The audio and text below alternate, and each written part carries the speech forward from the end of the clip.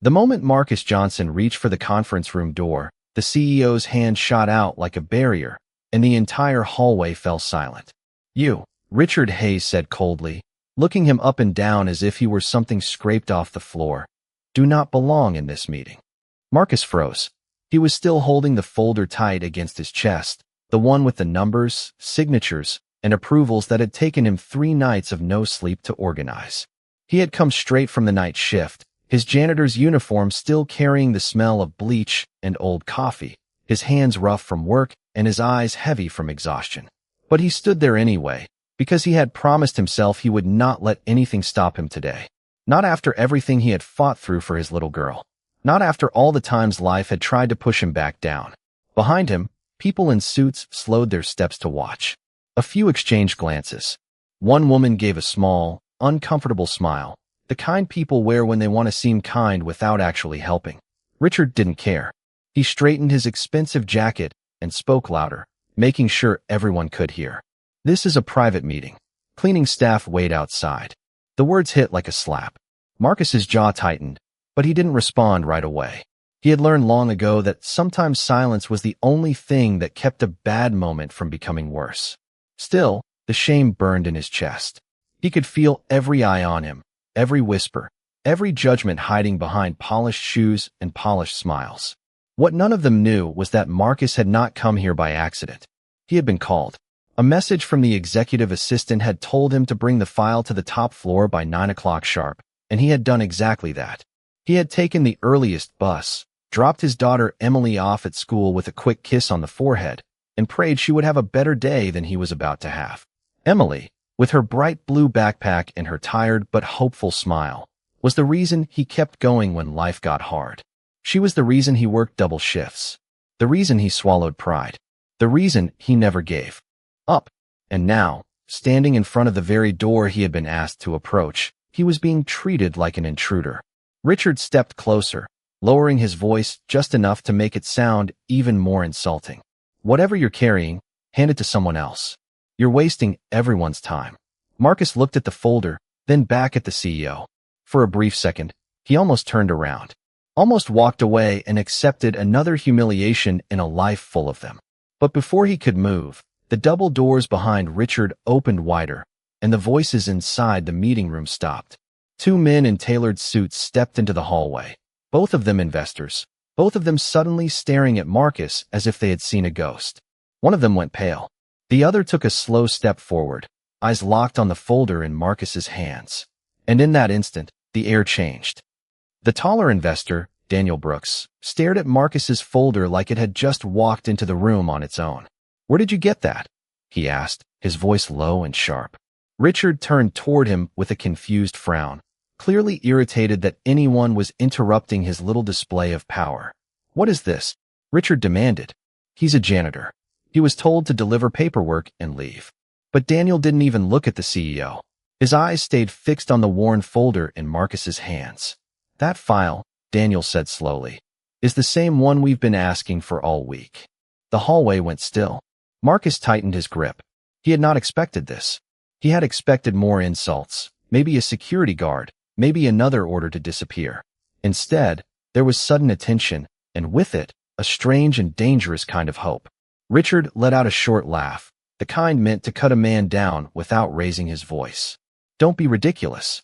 If that file matters, why would he have it?" Marcus finally spoke, his voice calm but tired. "Because someone asked me to bring it." Richard's expression hardened. "Who?" Marcus didn't answer immediately, not because he was afraid, but because he understood something very simple. Some people only listen when the truth comes from the right mouth. Before he could decide how much to say, the second investor, Sarah Mitchell, stepped closer and noticed the name written on the top page through the half-open folder. Her eyes widened slightly. "Daniel," she said, "look at this." Daniel leaned in, and in the next second his face changed completely. The irritation vanished, replaced by shock, then recognition. "No way," he muttered. Richard looked from one investor to the other, growing visibly uneasy. "Would someone please explain what is going on?" Sarah ignored him. "This man," she said, pointing at Marcus, "has the original documentation." Richard blinked. "Original what?" Daniel took the folder carefully from Marcus's hands, almost reverently now, and flipped through the pages with growing urgency. "This isn't a copy," he said. "These are the signed revisions, the market notes, the backup approvals, everything we needed to verify the project." Richard's face tightened. "That's impossible." Marcus stood there in silence, letting the truth unfold around him. He had spent the last 6 months sorting records, chasing signatures, and rebuilding a broken archive after a flood hit the basement storage room. No one had thanked him for it. No one had even bothered to ask his name. He had simply done the work because he was told the company needed the file restored before the investor's visit. And now, after all those late nights and aching hands, the same folder that had made him invisible was suddenly the most important thing in the building. Sarah turned to Richard, her tone cold. "You were going to keep him out of the meeting?" Richard straightened, trying to recover his authority. "He's maintenance. He should have waited with the rest of the staff." Daniel's eyes narrowed. "Waited where?" "While you insulted the man who saved this presentation." Richard opened his mouth, but no words came out. The hallway was no longer his. The people watching were no longer on his side. And Marcus, still holding himself quietly in the middle of it all, could feel the first small crack in the wall of humiliation beginning to break. Richard Hayes took a breath, squared his shoulders, and tried to pull the room back under his control, but the harder he tried, the more fragile he looked. "Let's not make a scene," he said, forcing a smile that didn't reach his eyes. "There's been a misunderstanding. My staff handles records all the time, and I'm sure this employee was simply carrying the file to the right place."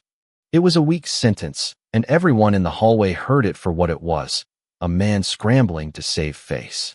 Daniel Brooks didn't move. Sarah Mitchell didn't blink. The investors had stopped seeing Richard as the center of the room the second they understood Marcus was the one holding the answer they needed. "A misunderstanding?" Sarah repeated, her tone cool enough to freeze glass. "You just told a man carrying critical documentation that he did not belong here." Richard lifted a hand, almost as if he could physically wave the moment away. "I didn't know who he was." "That's the problem," Daniel said. "You never asked." The words landed hard. Marcus felt them in the silence that followed. He kept his eyes on the folder, not because he was embarrassed now, but because he had spent too many years learning how to keep his dignity from showing when people tried to take it from him. He thought of Emily sitting in her third-grade classroom, probably drawing stars or trying to finish spelling words before the bell rang. She would never know this hallway, this tension, this tiny war of egos, and he was glad. He had spent enough of his life carrying shame home in his pockets. Sarah reached out and flipped through the top pages again.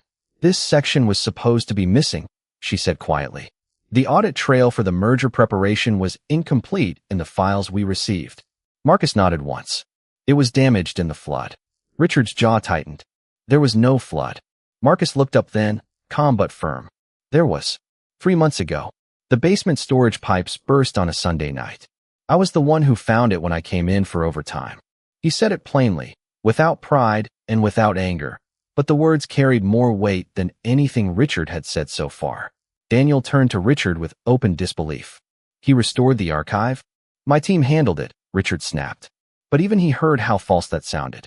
Sarah closed the folder halfway and looked directly at Marcus. "Did anyone else help you recover this material?" Marcus shook his head. "Not really. I worked after hours. A lot of the labels were ruined, so I matched what I could with old invoices, backups, and email approvals. It took weeks. For the first time since the confrontation began, the hallway went completely quiet. Not the kind of silence that comes from boredom, but the kind that comes when people realize they have misjudged someone badly and too publicly to take it back." Richard stared at Marcus, and something uneasy flashed behind his eyes. He was no longer looking at a janitor. He was looking at a man whose work had saved a multi-million-dollar meeting, a man the investors were now listening to more closely than him.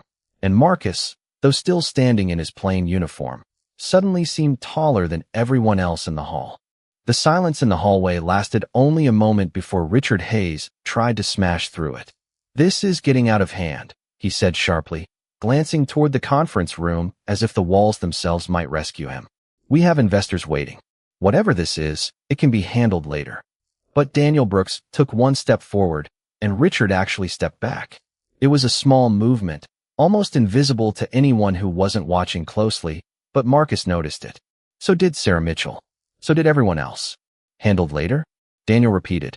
You humiliated the man who brought the documents that keep this meeting alive. Richard's face tightened.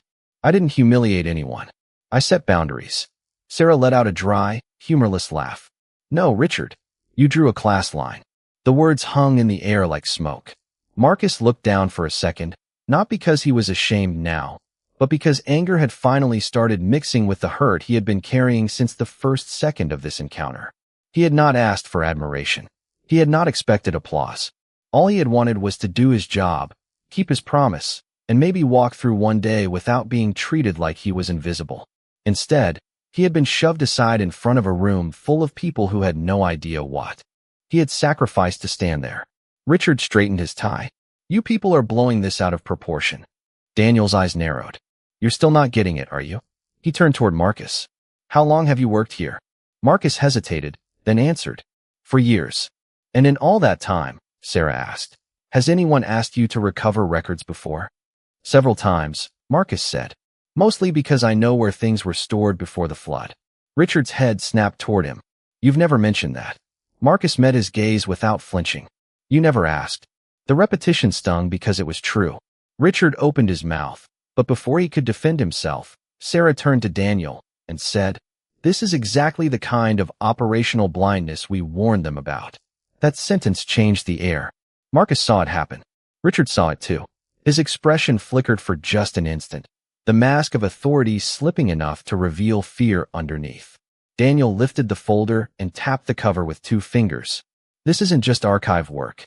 These documents prove chain of custody, internal approval history, and several critical revisions we needed verified before signing the next phase. Richard swallowed. I'm aware of what the file contains. Then why? Sarah asked. Did you not know the man who restored it? Richard opened his mouth again, but this time the answer wouldn't come. Because the truth was ugly, and everyone standing there could already feel it. Marcus wasn't failing the company. He had been quietly saving it. The hallway seemed to shrink around Richard. His expensive shoes, polished watch, and tailored suit suddenly looked like costume pieces in a play he no longer controlled. Marcus remained still, but the weight of the moment had shifted completely. He was no longer the outsider at the door. He was the reason the door mattered at all. And when Daniel finally spoke again, his voice was colder than before. We are not discussing this meeting until Mr. Johnson is treated with respect. Richard Hayes had never felt a room turn against him so quickly. One minute he was the CEO, the man in command, and the next he was standing in a hallway full of people who were watching him like they had finally seen who he really was.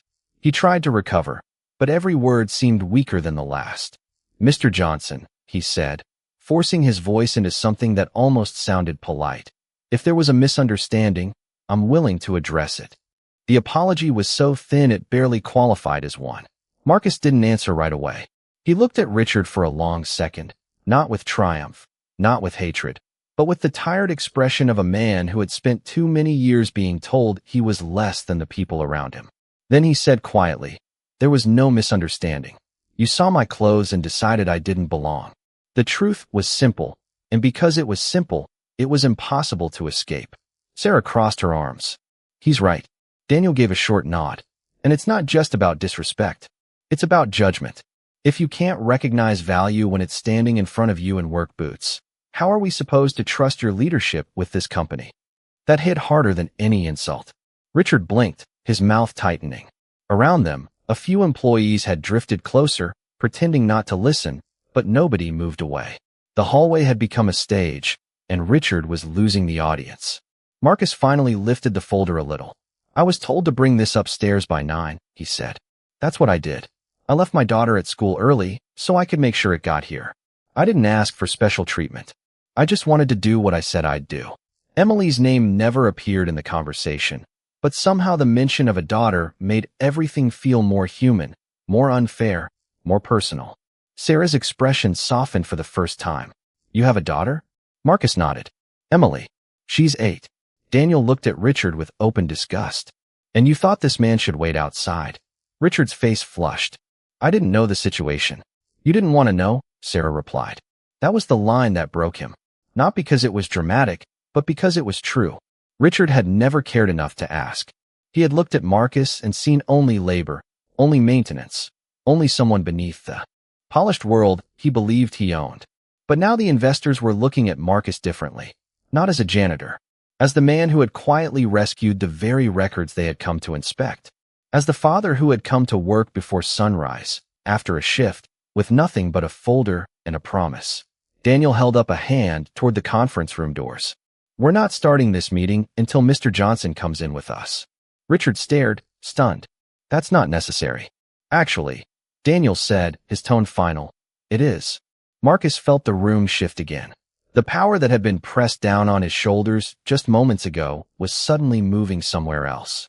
And when Sarah stepped aside and opened the path to the meeting room, she did it with a calm, deliberate motion that made the gesture even stronger. "Please," she said to Marcus, "come in." For the first time all morning, Richard had no control over the room at all.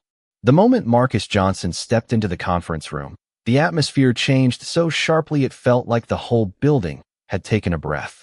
The long table, the glass walls, the expensive water glasses, the leather chairs, all of it suddenly looked smaller than the silence he carried with him.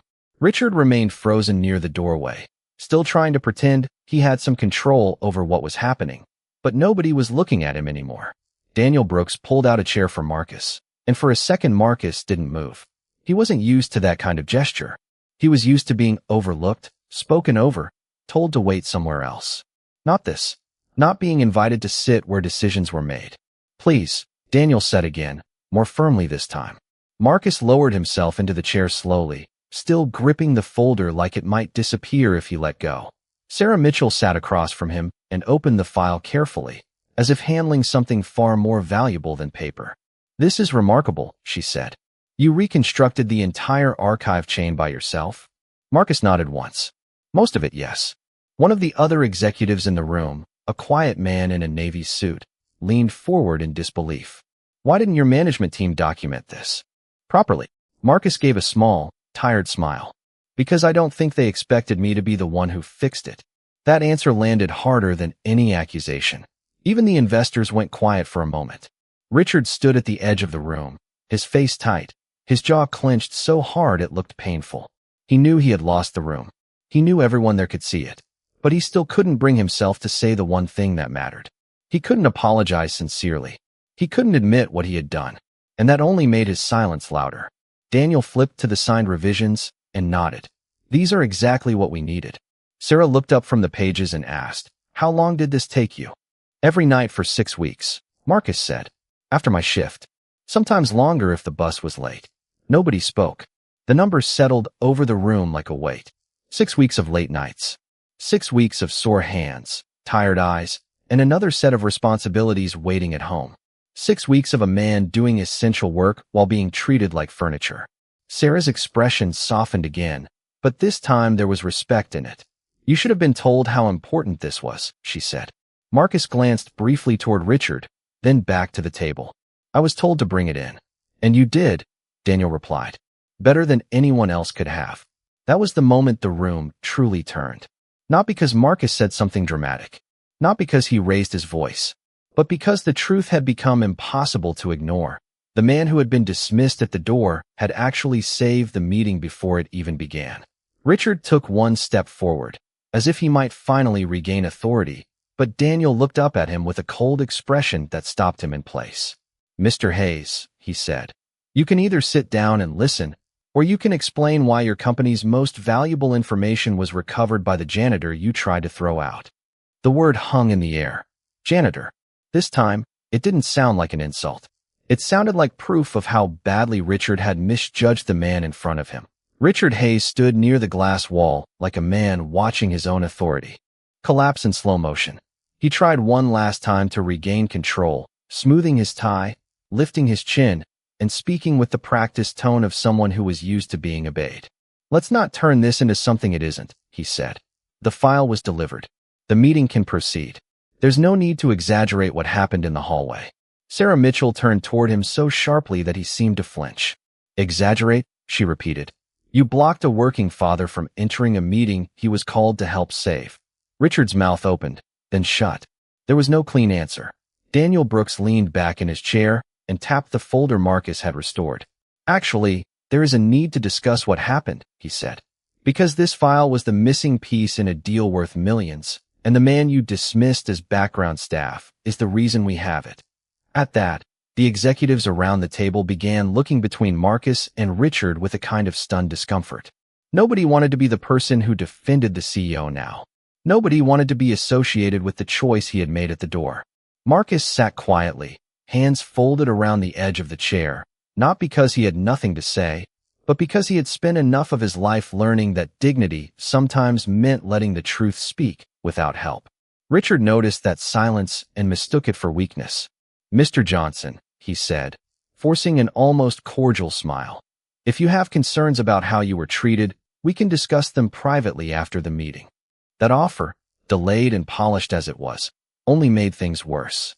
Daniel's eyes narrowed. "No, Richard. We're discussing it now." He turned to Marcus. "Did anyone ever tell you how important the work you were doing was?" Marcus gave a short shake of the head. "No. They mostly just told me where things needed to go." Sarah looked down at the file again, then back up. "So when you spent 6 weeks rebuilding this archive, no one acknowledged it?" Marcus answered carefully, "I wasn't doing it for acknowledgement." That line lingered in the room.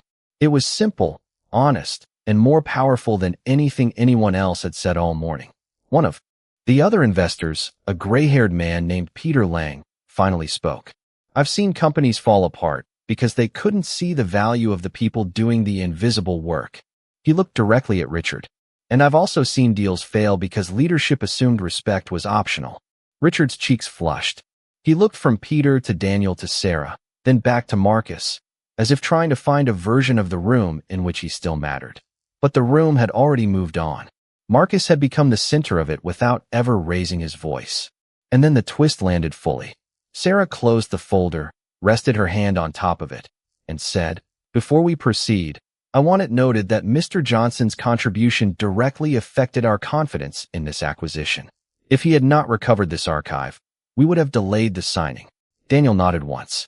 "Which means the man you tried to remove from the building is the reason this deal can go forward today." The words hit like a gavel. The investors weren't just defending Marcus anymore. They were publicly crediting him, publicly elevating him, publicly making Richard answer to the consequences of his own arrogance. Richard stood there with nowhere left to hide, while Marcus, still in his plain uniform, sat in the center of the conference room like the only person in the building who truly belonged there. Richard Hayes felt the room slip from his hands completely. He had spent years building a reputation on polished words, expensive suits, and the kind of confidence that made people assume he was always right. But in that conference room, surrounded by investors who were no longer impressed and employees who were no longer afraid to watch him fail, all of it was falling apart. "This has gone far enough," he said, but his voice sounded thin now, stripped of the force it had carried only minutes earlier. Daniel Brooks didn't even look at him. "No," he said calmly, "it hasn't. Not until we address the real issue." Sarah Mitchell folded her hands and stared at Richard with cool precision. "The real issue is that you judged a man by his uniform and almost cost your company a critical deal." Richard bristled. "I made a quick decision based on protocol." Peter Lang gave a short, disappointed laugh. "Protocol does not mean disrespect." That landed like a blow. Marcus sat still, but inside him something was shifting. He had spent so long preparing himself to be dismissed that he almost didn't know what to do when the room began to speak on his behalf. He looked at the table, at the folder, at the faces of people who only 10 minutes ago had seen him as invisible. Now they were listening to him like he mattered. Richard tried to recover one last time. "Mr. Johnson is a valuable employee. I never meant to suggest otherwise." Sarah tilted her head slightly. "You told him he didn't belong." "I was stressed," Richard said. "There was a lot at stake." Daniel's reply was immediate. "There is always a lot at stake. That's not an excuse to treat people like they are beneath you." The room went quiet again. Even the air seemed to tighten around Richard's shoulders. He knew he was losing more than the meeting now. He was losing the respect of the people whose trust he needed most. And worse, he was losing it in front of Marcus, the man he had tried to send away without a second thought. Marcus finally spoke, and when he did, his voice was quiet enough that everyone had to listen closely. "I didn't come here to cause trouble." He looked toward Richard for the first time without anger. "I came because I was asked to bring something important. I did my best. That's all." The simplicity of it made the room go even more still. No accusation. No drama. Just the truth of a man who had done his part while others failed to recognize him. Sarah exhaled slowly and turned to the others. This is exactly why I wanted to see the operational chain firsthand. We needed to know whether this company can identify competence, and right now, the answer is troubling. Richard's face changed. He looked genuinely alarmed now, not just embarrassed. We can talk about this privately, he said quickly. I'd be happy to apologize to Mr. Johnson. But the opportunity for a private apology was gone. Too many people had seen it. Too many people had heard it.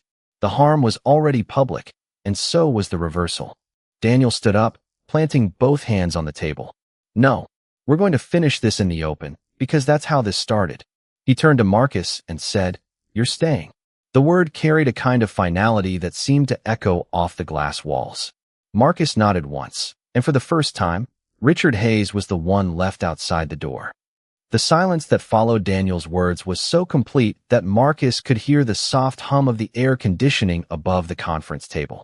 Richard Hayes stood motionless near the door, his face pale, his posture stiff, the image of a man who had finally run out of excuses. For the first time since the hallway confrontation began, nobody was looking to him for answers. They were looking at Marcus. Daniel gestured toward the chair again. "Stay," he repeated, gentler this time. "This meeting concerns the work you helped preserve." Marcus lowered himself back into the seat, still unsure whether to feel relieved, angry, or simply exhausted.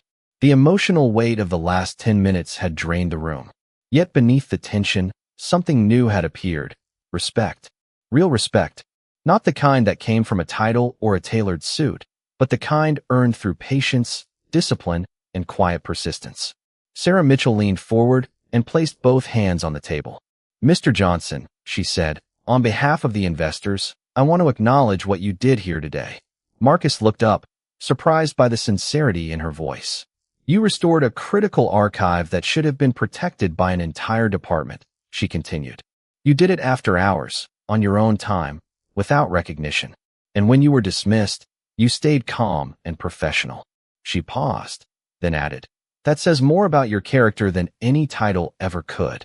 The words hit Marcus harder than he expected. He swallowed once, carefully, because for a moment it felt like the room had become too bright. Daniel nodded in agreement. "This company needs people who take responsibility when no one is watching. You did that." One of the other executives glanced toward Richard, then back to Marcus, clearly uncomfortable with how easily the truth had turned everything upside down. Richard tried to speak, but Daniel raised a hand. "Not yet." Then, with deliberate firmness, he turned to the rest of the room and said, "Before we continue, I want it clearly stated that Mr. Johnson's contribution is part of why this deal remains on the table." A few people nodded. One of them even wrote it down. Marcus sat still, his hands resting on the folder, feeling the strange ache that comes when humiliation slowly gives way to vindication. He thought of Emily, probably waiting to hear about his day. She would never know the full detail of this room, the tension, the judgment, the reversal. But she would know that her father walked into a place where he was not wanted and left having earned the respect of everyone inside it. Sarah closed the file and smiled faintly. "I think we all learned something useful today." Her eyes moved briefly to Richard. "Never assume the person holding the smallest job has the smallest value." That sentence landed cleanly. No shouting was necessary. No dramatic gesture. The truth was enough. Richard's shoulders sank. He had been exposed not only as rude, but as small. Marcus stood when invited, not because he was trying to make a statement, but because he finally could. And as he rose, Daniel extended his hand across the table. Marcus hesitated for only a second before shaking it. That single motion changed the shape of the room. By the time the meeting resumed, the decision was already made in everyone's mind. The man Richard tried to shut out was the man who had quietly saved the day. And as Marcus looked toward the glass wall where the hallway began, he no longer saw a barrier. He saw the place where everything had turned in his favor.